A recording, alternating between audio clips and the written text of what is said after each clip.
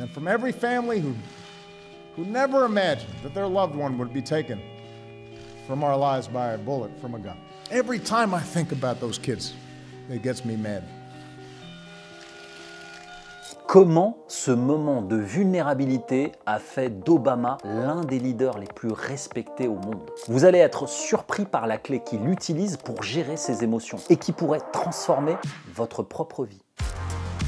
Pourquoi certains comme Obama maîtrisent leurs émotions face à des défis énormes alors que d'autres explosent juste parce que leur café est froid? Vous pensez peut-être que gérer ses émotions, c'est les ignorer ou les cacher. Mais en réalité, c'est tout l'inverse. La plupart des gens ne réalisent pas que ce sont leurs émotions qui dictent leurs décisions, parfois pour le pire. La vraie maîtrise émotionnelle, ce n'est pas ne pas ressentir, c'est savoir transformer la pression en puissance. Et je vais vous montrer comment faire.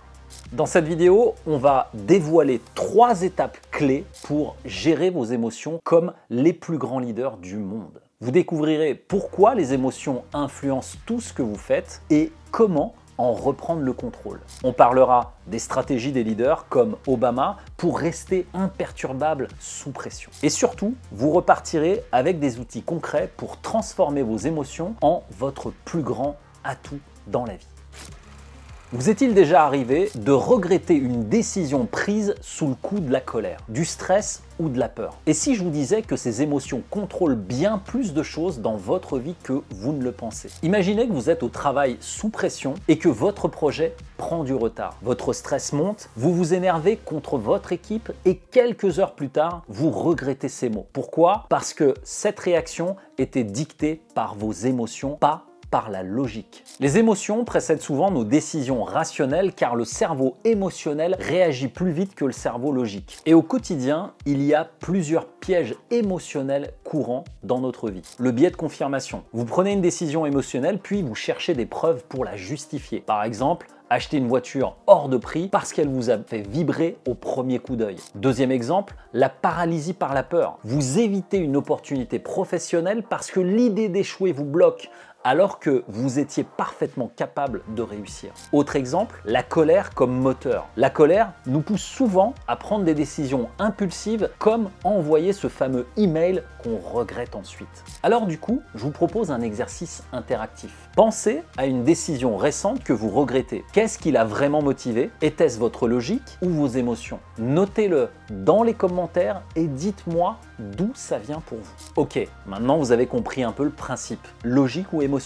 Voyons comment maintenant des leaders comme Obama ont appris à transformer leurs émotions en atouts puissants pour eux. En 2008, lors d'une crise majeure, Obama a dû prendre une décision cruciale. Malgré la pression intense, il a réussi à garder son calme et à inspirer confiance à tout le monde autour de lui. Comment? Parce qu'il savait une chose, céder à la panique ou à la colère aurait été fatal pour lui et pour le pays. Les leaders sont conscients de leurs biais émotionnels et travaillent à les reconnaître. Ils ne cherchent pas à les éliminer, mais à les utiliser pour renforcer leur prise de décision. Alors comment font-ils concrètement pour transformer cette pression en un avantage? C'est ce qu'on va voir maintenant. Les leaders prennent ce qu'on appelle des rendez-vous avec eux-mêmes. Ce sont des moments réguliers qu'ils passent en solitaire sans distraction pour analyser leurs émotions, clarifier leurs objectifs et planifier leurs actions. Un des exemples les plus connus au monde est celui du cerveau d'Albert Einstein. On sait aujourd'hui que Albert Einstein passait entre 8 à 12 heures de sa journée à ne strictement rien faire et à simplement écouter ce qui se passait en lui. Et c'est comme ça qu'il arrivait à reconnecter ses émotions avec ses grandes visions. Et c'est comme ça qu'il a réussi à pondre la théorie de la relativité. Maintenant, imaginez un instant, Obama avant un discours ou une décision importante prenant quelques minutes seul pour se recentrer. Ces moments lui permettent de se connecter à ses valeurs et d'agir avec intention. Et je vais vous donner une technique simple pour y arriver. C'est une technique de respiration qui calme immédiatement le système nerveux. Prenez une inspiration profonde pendant 5 secondes, expirez lentement pendant 5 secondes et répétez pendant 3 à 5 minutes. Cela peut transformer un moment de panique en un état de clarté mentale. Cette méthode s'appelle la cohérence cardiaque. Ensuite, vous avez la méditation. c'est l'arme secrète de nombreux leaders modernes. Passer 10 minutes par jour à méditer permet de réduire considérablement le stress et d'améliorer votre focus. Ensuite, l'ancrage émotionnel. Utilisé par des experts mondiaux comme Tony Robbins, l'ancrage permet de revisiter un moment où vous vous sentiez au sommet de vos capacités et d'utiliser ce souvenir pour retrouver cet état émotionnel sur commande. Par exemple, ce moment où tu as fait ce discours devant tes équipes, où tu as ressenti cette pleine puissance car tu étais totalement aligné avec ce que tu disais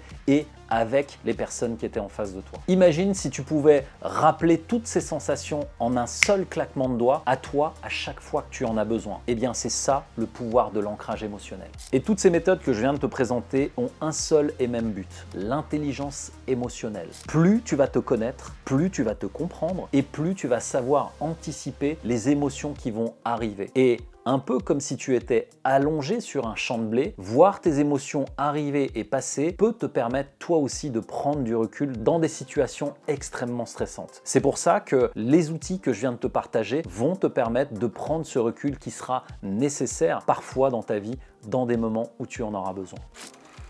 Tu as vu dans cette vidéo que la gestion émotionnelle peut transformer ta vie. Identifier, comprendre et maîtriser tes émotions, c'est la clé pour devenir un leader aligné et performant dans ton entreprise, dans ta vie, dans ta famille. L'objectif, c'est simplement d'avoir une meilleure lecture émotionnelle de toi-même. Mais ce dont on n'a pas parlé, c'est qu'Obama, comme tous les grands leaders, a un coach. Et dans l'ère du développement personnel, où tant de coachs font le show sur scène, on peut se demander est-ce que ça marche vraiment? Et surtout, qu'est-ce que des gens comme Obama ont compris que nous ignorons encore? Et ça, on en parle dans une autre vidéo juste ici.